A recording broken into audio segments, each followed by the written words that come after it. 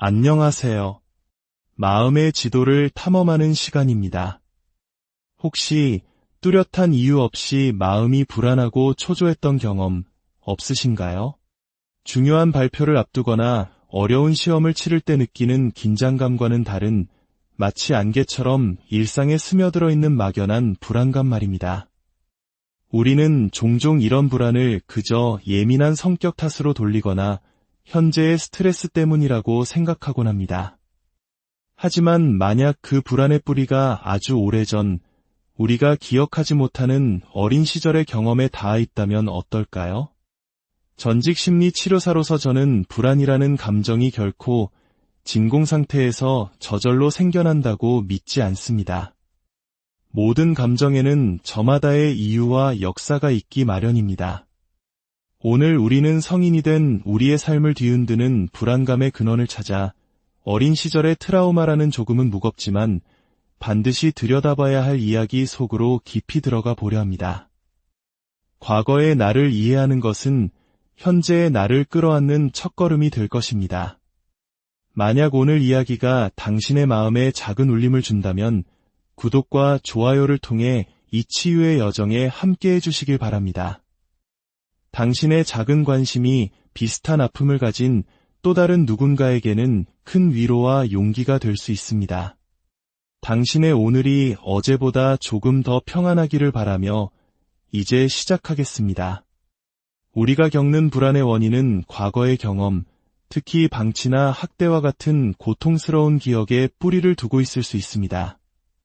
지금부터 어린 시절의 경험이 현재의 불안으로 어떻게 이어지는지 6가지 핵심적인 유형을 통해 살펴보겠습니다.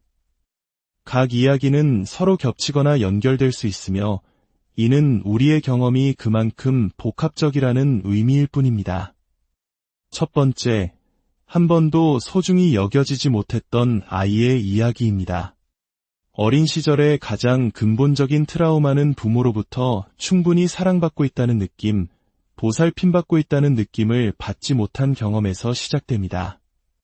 아이들은 놀라울 정도로 예민해서 자신이 다른 아이들처럼 사랑받지 못하고 있다는 사실을 고통스럽게 인지합니다. 부모의 눈에 비친 자신이 사랑스러운 존재가 아니라 마치 보이지 않는 투명인간처럼 느껴질 때 아이의 마음에는 깊은 상처가 새겨집니다. 이렇게 소중히 여겨지지 못했던 경험은 성인이 된 후 다음과 같은 불안으로 나타날 수 있습니다. 첫째, 극심한 사회적 불안감입니다. 사람들과 어울리는 방법을 배우지 못했고 어딘가에 소속되는 것 자체에 보이지 않는 벽을 느끼기 때문에 늘 불편하고 어색합니다. 둘째, 타인의 피드백에 과도하게 불안해합니다. 버림받을지 모른다는 극도의 경계심 때문에 상대방이 나를 좋아하지 않거나 떠날 것이라는 증거를 끊임없이 찾게 됩니다. 셋째, 자신을 드러내는 것을 두려워합니다. 새로운 옷을 입거나 창의적인 결과물을 내보이는 등 사람들의 주목을 받는 상황 자체를 극도로 불안해합니다. 어린 시절 주목받는 경험이 긍정적으로 작용했던 기억이 없기 때문입니다. 넷째, 친밀감에 대한 불안입니다. 누군가와 가까워지는 것은 곧 자신의 보잘것없고 사랑받지 못했던 내면 아이가 발가벗겨지는 듯한 노출로 느껴져 깊은 관계 맺기를 회피하게 됩니다. 두 번째, 나르시시스트 부모 밑에서 자란 경험입니다. 자기애성 성격장애, 즉 나르시시스트 부모를 둔 것은 한 가지가 아닌 복합적인 트라우마를 경험하게 합니다. 정서적 학대와 방치는 물론 때로는 신체적 학대나 유기, 대인 관계에서의 깊은 상처, 만성적인 스트레스, 낮은 자존감, 그리고 나라는 존재감 자체의 상실까지 겪게 됩니다. 아이는 부모의 기분을 맞추는 도구, 부모의 성공을 증명하는 트로피로 길러지며 자신의 감정과 욕구는 철저히 무시당합니다. 이 경험은 현재의 삶에 다음과 같은 불안의 그림자를 드리웁니다. 첫째, 다른 사람들이 나를 어떻게 생각할지에 대해 병적으로 집착합니다. 항상 타인의 시선을 의식하며 나의 모든 행동과 성과를 검열합니다. 둘째, 사람들의 의도에 대해 과도하게 경계합니다. 누군가의 친절함 뒤에 숨겨진 의도가 있을 것이라 의심하고 좋은 관계가 결코 오래가지 못할 것이라는 불안에 휩싸입니다. 셋째, 상황이 순조롭게 흘러갈 때 오히려 더 큰 불안을 느낍니다. 마치 폭풍 전의 고요함처럼 곧 나쁜 일이 닥칠 것이라는 다른 쪽 신발이 떨어지기만을 기다리는 초조함에 시달립니다. 넷째, 어린 시절 부모를 대했던 것처럼 현재 만나는 사람들의 기분과 반응을 끊임없이 살피고 예측하며 에너지를 소진합니다. 세 번째, 가족의 무거운 비밀을 짊어진 아이입니다. 가족의 비밀이라는 주제는 그 실체를 파악하기가 매우 어렵습니다. 어린 시절, 우리는 부모 중 한 명이 외도를 하고 있었다거나 가족 내에 수치스럽거나 금기시되는 일이 벌어지고 있다는 것을 명확히 인지하지 못했을 수도 있습니다. 하지만 아이는 말로 표현되지 않는 집안의 무거운 공기, 어른들의 불안한 눈빛과 거짓말을 온몸으로 흡수합니다. 때로는 자신이 학대의 피해자이면서도 그 사실을 비밀로 해야 한다는 압박감에 시달리기도 합니다. 이러한 비밀의 무게는 성인이 된 후 정체 모를 불안으로 우리를 짓누릅니다. 첫째, 무의식적이고 수치심에 기반한 불안감이 영혼을 떠돕니다. 마치 아무 이유 없이 낯선 공간에서 더럽고 찝찝한 기분을 느끼거나 다른 사람들이 내 모든 것을 꿰뚫어보는 듯한 느낌에 사로잡히는 것입니다. 둘째, 친밀한 관계에 대한 극심한 불안입니다. 내 파트너가 우리 가족의 추악한 비밀, 예를 들어 가족 구성원 중 가해자가 있다는 사실을 알게 될까 봐 두려워합니다. 셋째, 내가 그 사건의 공범자였다는 죄책감에 시달립니다. 아이였기에 아무것도 할 수 없었음에도 불구하고 그 끔찍한 비밀을 방관했다는 생각에 사로잡히는 것입니다. 넷째, 가해자를 보호하는 가족 시스템 안에서 다른 가족 구성원들이 여전히 위험에 처해 있을지도 모른다는 생각에 늘 불안해합니다. 네 번째, 존중받지 못하고 경계가 무너진 경험입니다. 이 트라우마의 핵심은 신뢰와 자율성의 파괴에 있습니다. 학대적인 가정에서 자란 아이들은 일상적인 배신을 경험합니다. 부모는 사람들 앞에서 아이를 조롱하고 아이가 비밀스럽게 털어놓은 이야기를 친척들에게 웃음거리로 퍼뜨립니다. 아이의 일기장을 몰래 훔쳐보거나 아이를 자신의 이익을 위해 이용하고 끊임없이 거짓말을 합니다. 아빠한테 오늘 그 아저씨 만났다고 말하면 안 돼, 와 같은 어른들의 문제에 아이를 끌어들이는 것도 명백한 경계 침범입니다. 이렇게 무너진 경계의 경험은 현재의 삶에서 다음과 같은 불안을 야기합니다. 첫째, 내가 사람들에게 털어놓은 이야기가 나를 공격하는 무기로 사용될 수 있다는 두려움에 항상 노심초사합니다. 어린 시절의 배신이 재현될까 봐 두려운 것입니다. 둘째, 다른 사람이 나에게 비밀을 털어놓을 때 극심한 불안을 느낍니다. 비밀이 주는 무게감에 압도당하거나 사적인 대화를 모두 위험한 비밀로 착각하기도 합니다. 셋째, 다른 사람들이 나에 대해 이야기하거나 대화 중에 내 이름이 언급되는 것만으로도 극도의 불안감을 느낍니다. 특히 뒷담화나 가십에 엮이는 것을 혐오하며 누군가가 부정적으로 묘사되는 상황을 견디지 못합니다. 다섯 번째, 혼돈과 갈등, 폭력으로 가득했던 가정입니다. 이 유형은 매우 광범위한 경험을 포함합니다. 집안의 혼란과 방치 때문에 계절에 맞지 않는 옷을 입고 등교하며 수치심을 느꼈던 아이의 기억부터 언제 터질지 모르는 부모의 기분을 살피며 살얼음판을 걷듯 지내야 했던 아이의 과잉 경계까지 모두 여기에 해당됩니다. 가정폭력이나 부부간의 끔찍한 싸움을 매일같이 목격하는 것은 발달 과정에 있는 아이의 영혼을 깊이 병들게 합니다. 정신건강 문제, 약물 남용, 혹은 단순히 정서적으로 미성숙한 어른들 때문에 끊임없이 드라마와 갈등이 넘쳐나는 집에서 자라는 것은 아이에게 엄청난 압박감을 줍니다. 이러한 혼돈의 경험은 현재 다음과 같은 불안으로 나타납니다. 첫째, 돈, 외모, 실수와 같은 주제에 대해 강렬한 수치심 기반의 불안을 느낍니다. 나의 초라했던 어린 시절이 드러날까봐, 나의 부족함이 폭로될까 봐 항상 두려워합니다. 둘째, 목소리가 크거나 성격이 강한 사람, 예측 불가능하다고 느껴지는 사람 곁에서 극심한 불안을 느낍니다. 그들이 언제 터질지 모르는 시한폭탄처럼 느껴지기 때문입니다. 셋째, 어떤 종류의 갈등이든 회피하려 합니다. 갈등은 곧 파괴와 위험이라는 공식이 내면에 깊이 각인되어 있습니다. 넷째, 구체적인 계획이나 세부 사항이 없으면 견디지 못합니다. 모호함은 어린 시절의 혼돈을 떠올리게 하므로 통제할 수 없는 상황을 극도로 불안전하게 느낍니다.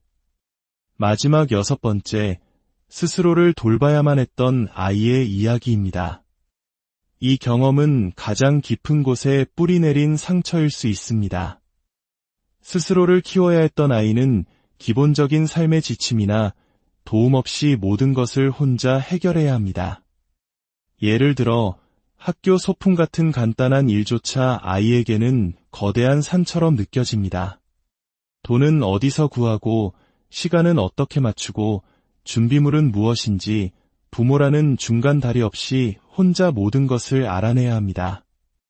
이 과정에서 아이는 수많은 창피함과 실패를 겪으며 자신이 부족하고 멍청한 아이라고 믿게 됩니다.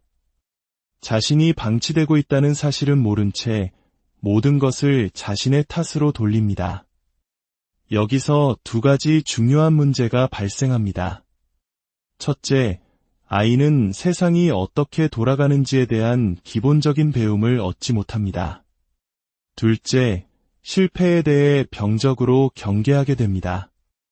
나이가 들면서 이 아이들은 어른 수준으로 일을 처리하는 데 능숙해질 수 있습니다. 더 이상 실패의 고통을 겪고 싶지 않고 집에서 아무런 도움도 받지 못한다는 사실을 숨겨야 했기 때문입니다.